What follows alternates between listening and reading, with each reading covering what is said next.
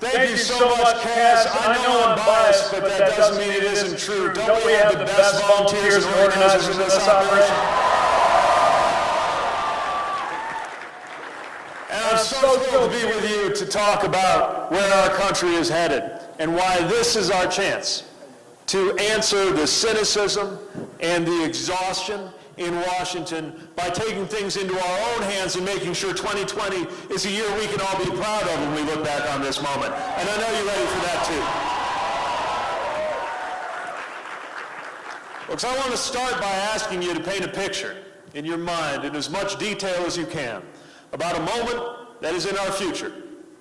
And that is the day that for the first time the sun comes up over the Rockies and Donald Trump is no longer the President of the United States.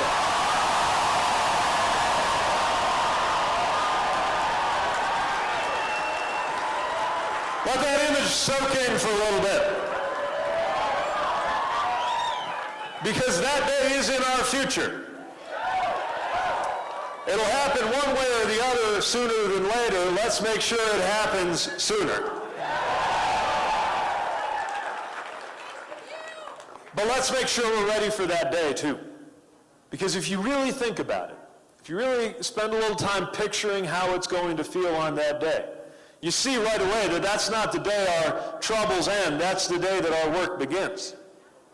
Think about it. On that day, our country will be even more divided, even more polarized, and torn up by politics than we are right now. Crying out to be unified and brought into a sense of common purpose. Needing a president who can do that. And at the same time, something else will be true, which is that our country will face crises that will be even deeper and more urgent than they are right now. Issues that are not going to take a break for the presidential election or the impeachment process or anything else going on in Washington. So think about it. The sun will be coming up in a climate that is this close to the point of no return in our atmosphere. We got to do something about that because that is crying out for action.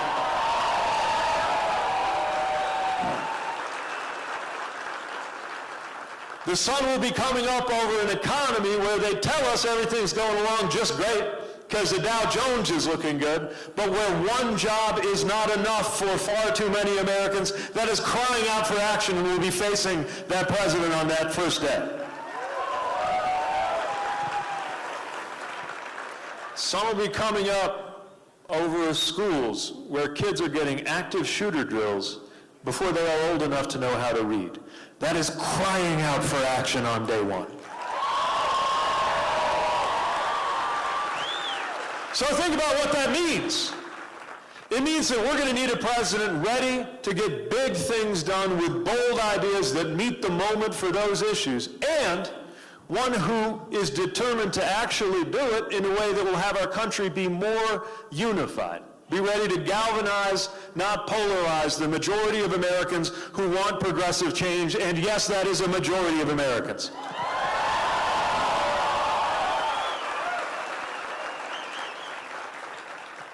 I know that sounds like a tall order, but it is for things like that that the presidency was invented.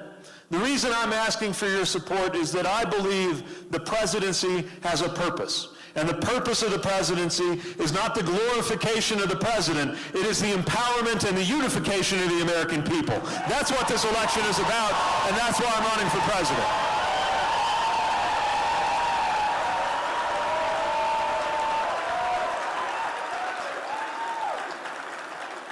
So, how are we going to get that done? Well, the good news is, we already have a roadmap. And the guideposts on that roadmap are the values that we share as Americans. We just got to pay closer attention to what those values require of us. Let's start with one that I think is on our mind a lot right now, the values we're supposed to feel when we look at this flag. And know that honoring this flag requires a lot more than hugging it, literally, or throwing yourself a military parade. That honoring this flag does not involve overthrowing military justice to pardon war criminals.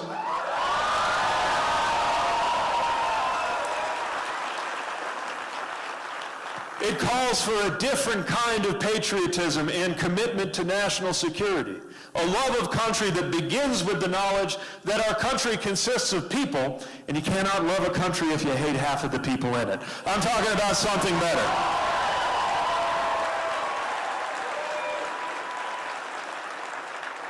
I'm talking about a love of country that motivates the right kind of presidency, to look at the way that our troops trust the commander-in-chief with their lives and know that they will never be let down by a president who doesn't think things through.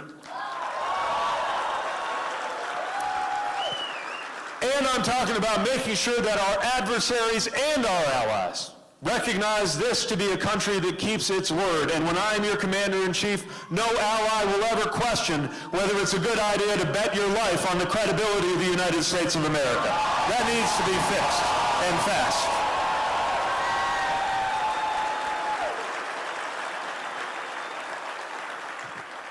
But if we mean business when it comes to keeping our country safe, protecting our country, protecting each other, we got to recognize that that starts right here at home.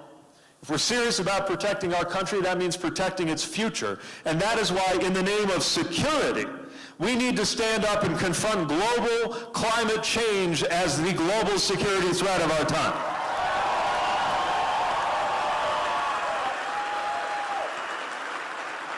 And if we're serious about protecting this country, then the time has come, again, in the name of security, to see to it that the Second Amendment can never again be twisted into an excuse to do nothing at all about common sense gun reforms that are going to save American lives. The time is now.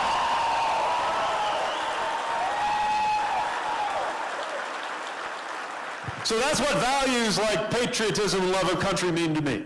See, it's the very same values they're using to try to divide us that could be guiding the way forward. I think about faith. One of those values that is now being used to tell some people they don't belong. Faith being used to exclude. In a country that knows better. When I think about what faith might mean for guiding political choices, I'm thinking about the way they're cutting food stamps, and I'm hearing the words ringing in the back of my head, I was hungry and you did not feed me. I'm looking at the border and I'm thinking about, I was a stranger and you welcomed me. That's where faith leads me.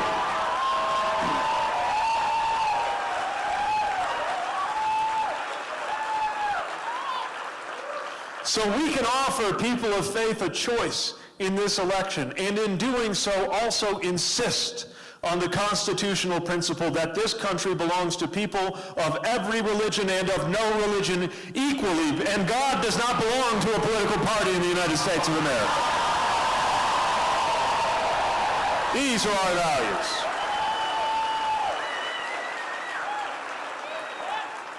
I'm thinking about values like democracy.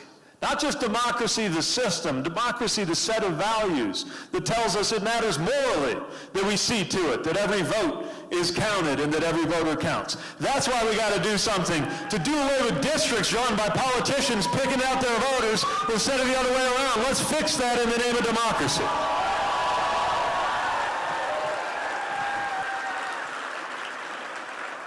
Let's have a 21st century Voting Rights Act to say once and for all that racially motivated voter suppression cannot stand in the United States of America.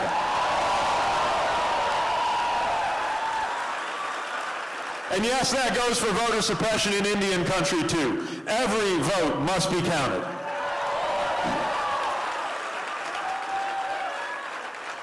Let's do something about Citizens United, and if that takes a constitutional amendment, then that's why the Constitution allows for amendments.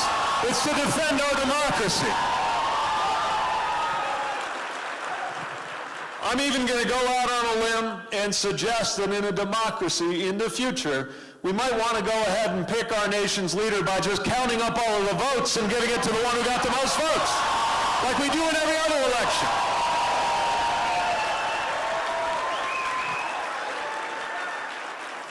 These are our values, our respect for work. But if we mean business respecting work, then how about we make sure that work is taxed at a lower rate, not a higher rate, than wealth? How about we put an end to the days when a company can make billions in profits and pay less in taxes than you and I did last year? Let's fix that and honor work.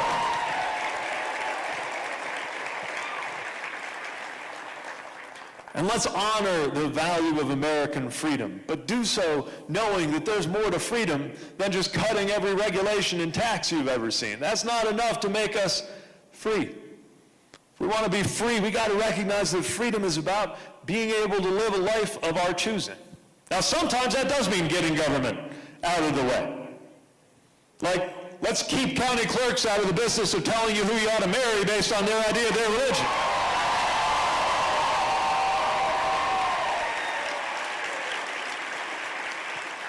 Let's recognize that the war on drugs has done more harm than good and put an end to incarceration as a response to possession.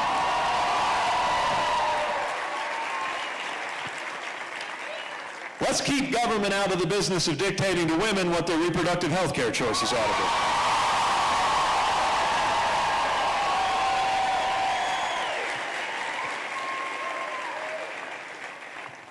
But then sometimes solving a problem means insisting that the public sector step up. Every mayor knows this instinctively because we're in charge of things like getting you clean, safe drinking water, because you're not free if you don't have it. You're not free if there's not a well-paved, well-plowed road to get you to where you're going. We expect it of our schools, which is why it's time for our local schools to enjoy the backing of a Secretary of Education who believes in public education and supports teachers.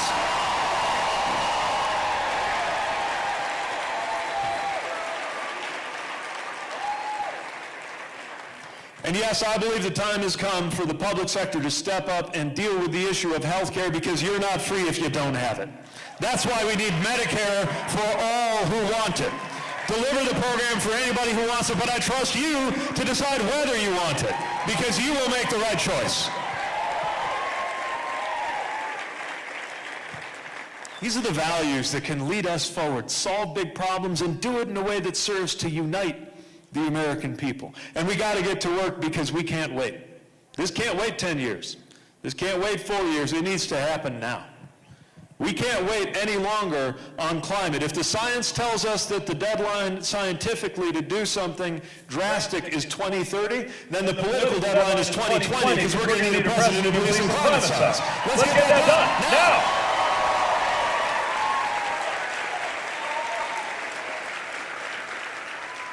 In a country where racial and economic inequality have moved in the wrong direction, let us act now to make sure that race has no bearing on your health or your wealth, your life expectancy, or your relationship with law enforcement in the United States of America. That can't wait.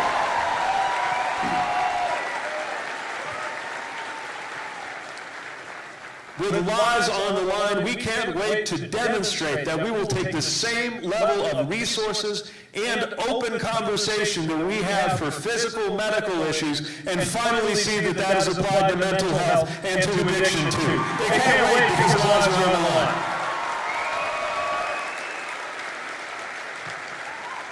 This is our chance to do something about these issues.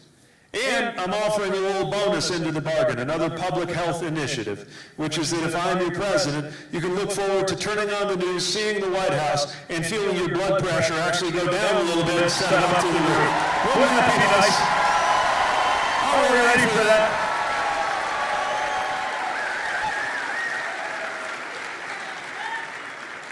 But to do that, we've got to build a movement.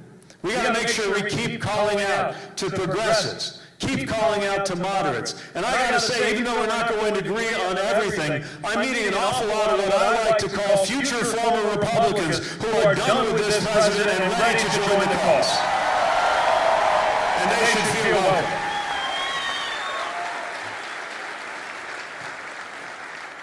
This is about bringing an end to the crisis of belonging that is gripping our country. I think we're all feeling it in different ways. People being told in a million different ways that you don't belong because of your religion, or your race, or who you love, or a disability, or where you fit in the economy, or for whatever reason, people are getting the message that you don't belong. My message is the only thing that doesn't belong in this country is exclusion and hate. We can build a culture of belonging in this country, and it starts now. It starts with this campaign.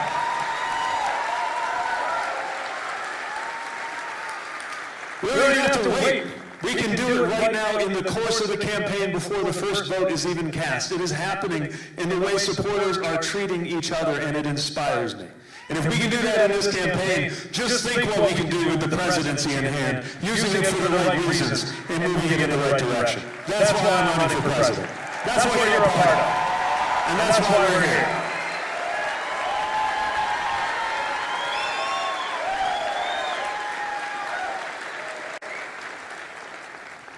Now, this whole thing started a year ago with no money, not much of an email list, and 4 people in an office space smaller than the stage I'm standing on right now. And now we have grown into something extraordinary.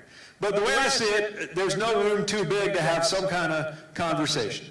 So now that I've shared a little bit about our values motivating this campaign, we have gathered up questions from folks as you were on your way in here. And to be your voice and guide that conversation, I'd like you to welcome to the stage another one of our fantastic supporters. Please welcome Rebecca Ramiro Vargas with the famous fishbowl, who's going to guide this discussion. Thanks for this. Really appreciate it. Ready to roll? All right. Let's do it. All right. And if the question sounds like yours, give a little holler. I'll try to look in your direction, although this light is awfully bright.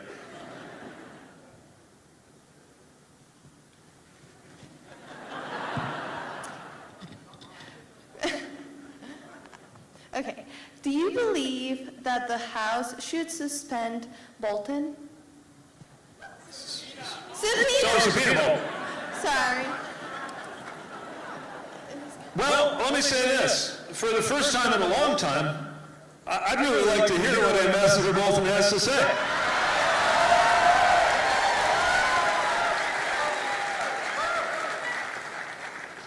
I mean, look, this brings me to something, I mean, yes, they should, and I mean, he should be called as a witness. And we all know what should happen in the gravely important constitutional process of impeachment. What should happen is that it be carried out without regard to party politics. But you can see not an awful lot of good faith among the Senate GOP right now. And here's what's important. As we watch that process move toward a kind of what might be a foregone conclusion, I think by design it's making us feel a kind of exhaustion watching it. It's just a kind of helplessness, knowing that they're going to do what they're going to do. And it's very important not to allow that to take hold, because that's where the cynics win. When we are so beaten down that we just walk away. This is our opportunity to actually do something different, no matter what happens on the floor of the Senate. Now is our chance to make sure that we, the people, send the message that maybe the Senate GOP can't or won't, and we better make the most of that opportunity.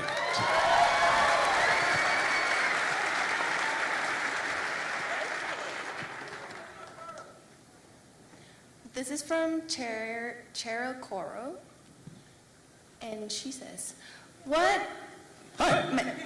Hi. Oh, sorry. What metrics should we use to measure the economy besides GDP and the stock market?" Oh, what a great question.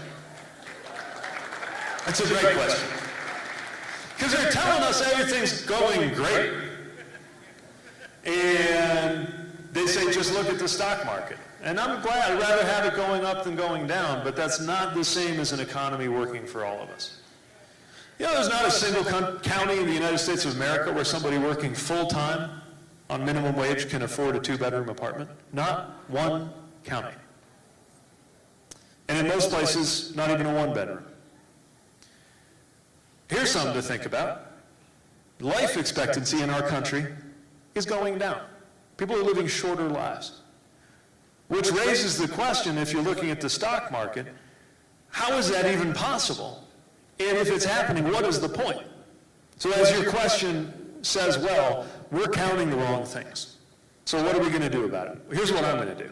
When I'm president, we will measure the success of our economy, not by GDP growth, not by the stock market, but by the income growth of the 90%, because that tells us whether the economy is working for you, working for us. And I think that's a much better metric to go by than what they're doing now.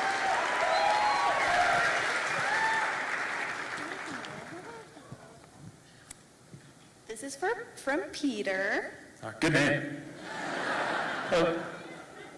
What are we going to do about the national deficit? Okay. So it has not been fashionable in my party to talk about the deficit or the national debt, which is too bad, because even though Republicans like to talk about it when they're running for office or when they're arguing against progressive investments in health infrastructure, food security, and education, it turns out when they actually get to Washington, they don't care. And you can tell because we got $1 trillion deficit under a Republican president. And actually, this has been going on for quite some time. So, good idea maybe for my party to own this issue. And here's why it matters. It's not like deficit spending doesn't sometimes have to happen for good economic reasons. But seeing it go to the level that it's at, that means more money servicing the debt that we could be using to invest in things like social safety net and food security and health and infrastructure that have a payoff in the long run. That's the first reason. Second reason is we're not going to be in an expansion forever. And when we have the next recession, it'd be nice to have a little bit of wiggle room, which we have less and less of as the debt grows. And the third is a matter of generational justice, which is that the longer somebody's planning to be here, I'm thinking about a future generation, the more they might have to be stuck with the bill for this. So let's do something about the debt.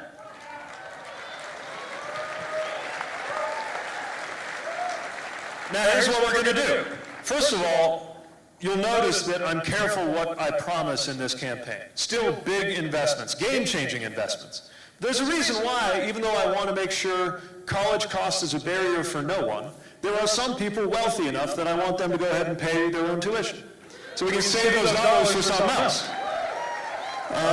When it comes to health care, we figured out a way to solve the issue that costs $1.5 trillion, not exactly a small amount of money, but $1.5 trillion instead of 20, 30, or 40, depending who you look at. So we're going to pay attention to the cost of the things I'm putting forward. But also, we're going to make sure that we pay for everything that I've proposed in this campaign.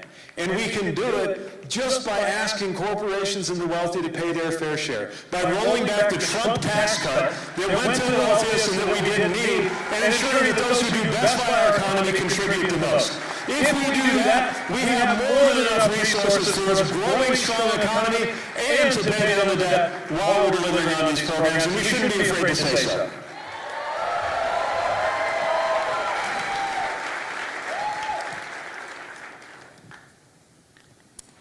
This is from Heather.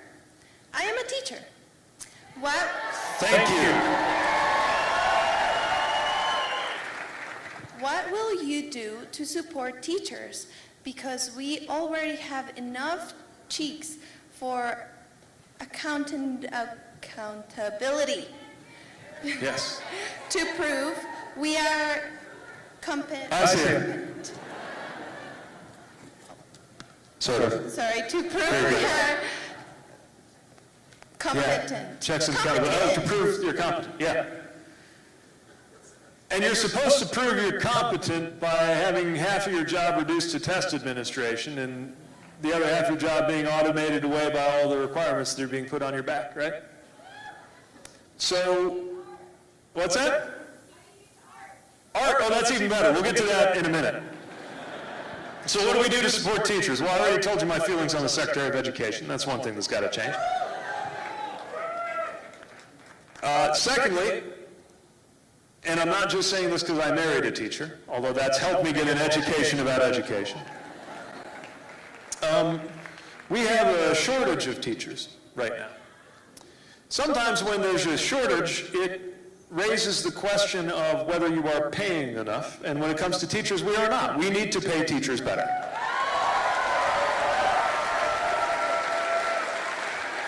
In fact, we need to build up the whole profession, because right now we're hearing a lot of teachers, in fact, for the first time ever, a majority of teachers say they would discourage their kids from following their footsteps. That is a chilling statistic, because we need teachers more than ever. And if we honored our teachers a little more like soldiers and paid them a little more like doctors, then we'd be better off as a country.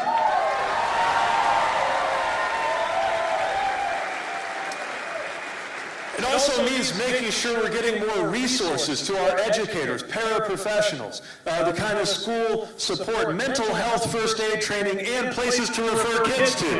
It also helps us break that school-to-prison pipeline. But we can't ask teachers to shoulder the burden of every issue that kids are bringing with them into the school building. It's why we got to support kids inside and outside of school.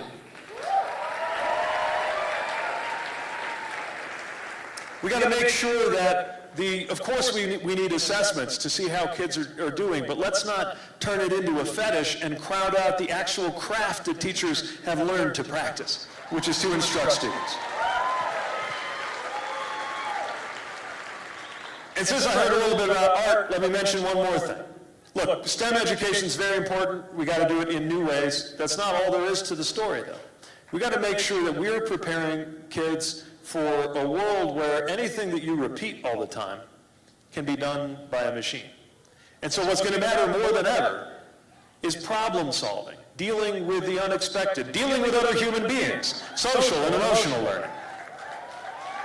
And that is one reason why we cannot treat humanities and arts education and civics education like a luxury. They are a necessity. And the other reason they are a necessity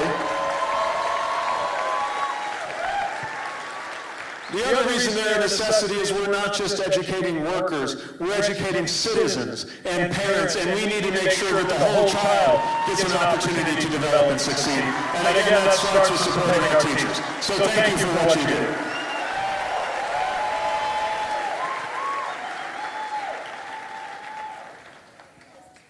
This is from Anna. What are your plans for America's natural resources, our national parks, and public lands? Yes. Thank you, Anna. And again, if you're here, just give a wave and a holler. I hear you. I can't quite see you, but oh, there you are. So it starts with the knowledge that our public lands and natural resources are a public trust. It's something that we are given stewardship over. It's not the same thing as being able to do whatever you want. We need to make sure that we are maintaining that trust through generations. And that is why we need to protect public lands from attempts to privatize and chop them up right and left.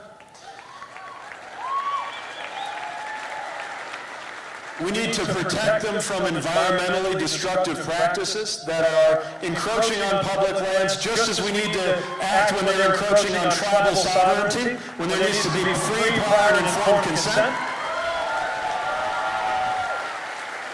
And that's why we need to invest in protecting those public lands and natural resources so that they are not depleted in our time, but there for generations to come to cherish and to love.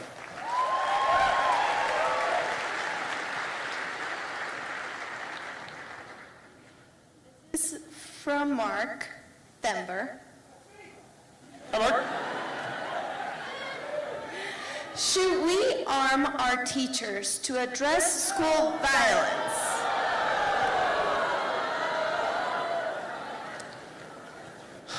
No.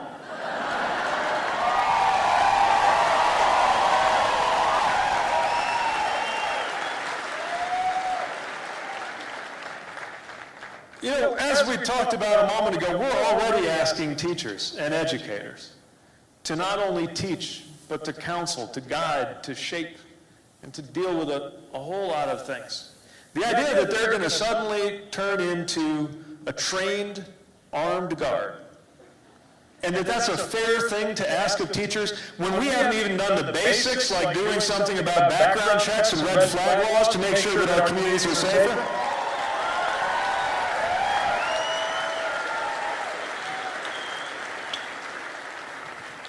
Look, one of the reasons that I felt I was making myself useful when I joined the military, one of the reasons why people let that flag become a patch on their shoulder and carry weapons into war zones if necessary, is so that teachers and kids and others here at home don't have to. You're not supposed to have to.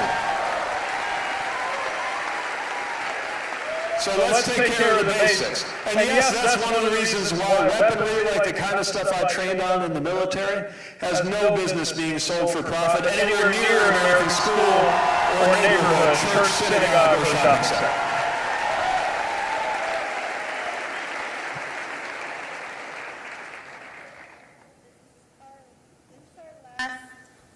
This is our last Last one.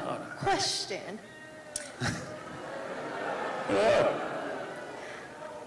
I'll be real concise and we'll cheat and we'll do two. How about that? All right. I'll be short. Okay, this is from Michael Denver. All right. Hello. What will you do to address the physician shortage as baby boomers are again? Great question. So this is a really important question because, look, there's a controversy over coverage, right? Medicare for all who want it, which is clearly the best, versus Medicare for all versus other ACI, whatever. And that controversy is so sexy that it's sucked up all the attention from the other things we got to deal with in healthcare. It's obviously very important, and I believe in our position on it, but we got to be dealing with issues around mental health. We got to be dealing with issues around rural health where we're losing providers. We got to deal with racial inequity in health outcomes, from the black maternal mortality gap to what's happening with cancer mortality, in HIV transmission for Latino men. We got to be dealing with issue after issue. And one of them is this question, what about the provider side? What about making sure that we have the right number and level of providers, and especially serving in underserved areas? So, first of all, this is why, no matter how the coverage is structured, we got to make sure reimbursement rates are set up in a way that encourages more people to go into the field, especially in underserved areas. It's why we got to make sure that we build up support for career path development and education, especially where we see the education of people who have not historically gone on to careers in medicine. It's why my national service program, to create 1 million paid voluntary national service opportunities a year, I'm glad it's got some supporters here. And how many folks here would consider becoming part of a community health corps for a year of service who would help deliver health outcomes? And if more people did that when they were just starting out, then more people would learn about the rewarding professions that are available in medicine. And one more thing. So we have this program, or at least we're supposed to, it's on the books, for loan forgiveness for people who go into public service, right? It's a great idea, and it's almost impossible to actually use. So we got to make a whole bunch of reforms to make it more generous and more user-friendly, but one of those reforms is for providers going into underserved areas. If you're in mental health or if you're a doc, whether you are .gov, .org or not, I regard that as public service, and it should qualify for that kind of loan forgiveness. All right. Okay. This is from Natalie Greeley. I am a nurse. Awesome. How do we make healthcare affordable? I had a patient today refuse care due to cost. So another example of one of these really important parts of healthcare that's not getting talked about while we're fighting over coverage, right? Now, part of the answer is in coverage, right? Making sure that, first of all, there's no such thing as an uninsured American, and making sure that as we design that coverage program I was talking about, that we do it in a way that's affordable for everybody, that is free for those who can't afford otherwise, and that no matter how much you're earning, that 8.5% of your income is the most that could go toward premiums. That way we make sure that it's affordable. Because it's got to be heartbreaking as somebody who trained and learned how to take care of a patient, to have a patient resisting care because they don't think they can afford it. I remember seeing this happen myself. A situation where there was a kid experiencing what I thought was a seizure and turned out to be a drug overdose.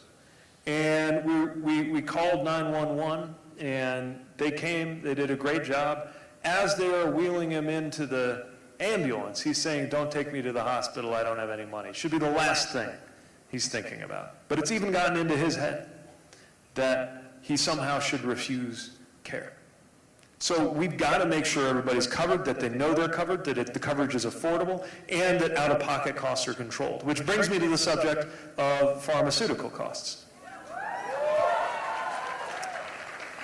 When we have drug companies raising prices, not because they need to, not because of the supply shortage, not because it's necessary for innovation, but because they can, the time has come to regulate and enforce and say, no, you can't. Not if it's just this kind of guy. And one more detail on this. I think I'm the only candidate who's talked about the out-of-pocket caps we're going to put in on things like prescription drug costs, that no matter where you are in the subsidy setup, that it's capped at $250 a month or less, depending on your income. It's got to be a monthly cap, because how many people are facing situations where you're delaying medical care, whether it's a procedure or filling a prescription, so that it happens in the right month after you hit your cap? It makes no sense. It's not medically based. And who among us experiences the economy on a yearly basis? I don't get my bills once a year. We don't get our paychecks once a year. We live on a monthly basis out here in the real world, and so should our caps on out-of-pocket costs and healthcare. So those are some of the things we can do. All right. Great job. One more big thank you to Rebecca for being your voice and guiding our conversation. Thanks for your support, too. I'll see you in a moment backstage. Thank you. And just before we close, I want to say another word about what it's going to take to turn all of this around. I am preaching to the choir, because you're here. And that means you're where it begins. So much depends on your willingness to reach out to others who are still maybe just bewildered by the sheer number of people who decided to run for president. Or worse, maybe watching that news come out of Washington and this close to switching the whole thing off. Remember, that's how he wins. This is the time to bring everybody we can into the process and let them know that it is in our hands. To spread to them the most convincing message of all, which actually is not what I have to say. No matter how effective my ads are or my speeches are, the most effective thing is for somebody in your life to come to you and tell you why they're involved. And you all have the power to do that. And that power will be so important as this election comes to Colorado, which will be a decisive state for the future of this race.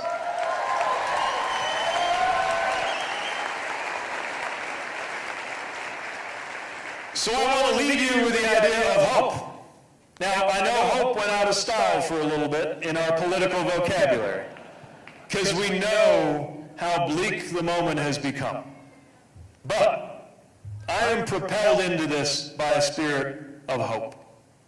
I am propelled into this by the belief that it matters who's in charge. As a matter of fact, you can't run for office unless you have that kind of hope. There's a reason that they took the word hopeful, turned it into a noun, and use it as another word for candidate. Have you noticed that? I'm a 2020 hopeful. That's what I'm doing here. How fitting! Because running for office is an act of hope, and so is volunteering, and so is voting. So are you ready to spread that sense of hope to everybody you know? Are you ready to bring about a better future? Are you ready to find some joy along the way? Because we've got to find joy in that process. Colorado, I think you are going to help me become the nominee in the state. Help me do it and write history together. And I will do everything I can to make you proud. Thank you for being here. Thank you for caring. Thank you for making history with us, and we will be together on the trail. Thank you.